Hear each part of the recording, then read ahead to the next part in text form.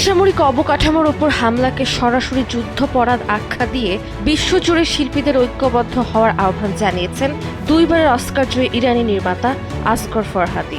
ইরানে যুক্তরাষ্ট্র ইসরায়েলের বোমা হামলার প্রেক্ষাপটে দেওয়া এক জোরালো বিবৃতিতে তিনি এই আগ্রাসন বন্ধে বৈশ্বিক সাংস্কৃতিক সমাজকে সক্রিয় ভূমিকা নেওয়ার আহ্বান জানান।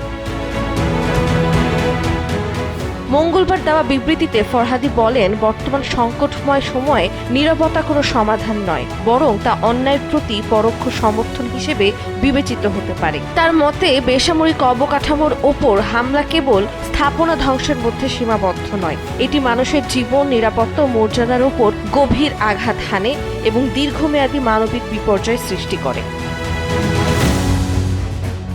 তিনি আরও বলেন, যে কোনো মতাদর্শ, রাজনীতি বা রাষ্ট্রীয় স্বার্থের ঊর্ধ্বে উঠে এই অমানবিক ও অবৈধ কর্মকাণ্ডের বিরুদ্ধে সবাইকে একত্র হতে হবে।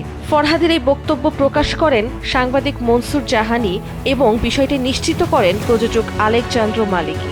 একই সময়ে যুদ্ধবিরতি প্রসঙ্গে যুক্তরাষ্ট্র ইরানের অবস্থান ভিন্নমুখী থাকায় পরিস্থিতি আরও জটিল হয়ে উঠেছে।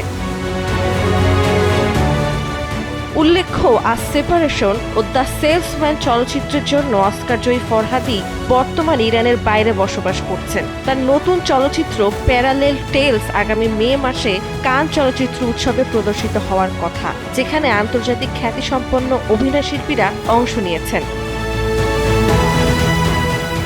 নন্দিনী আহসান, সময়ের আলো।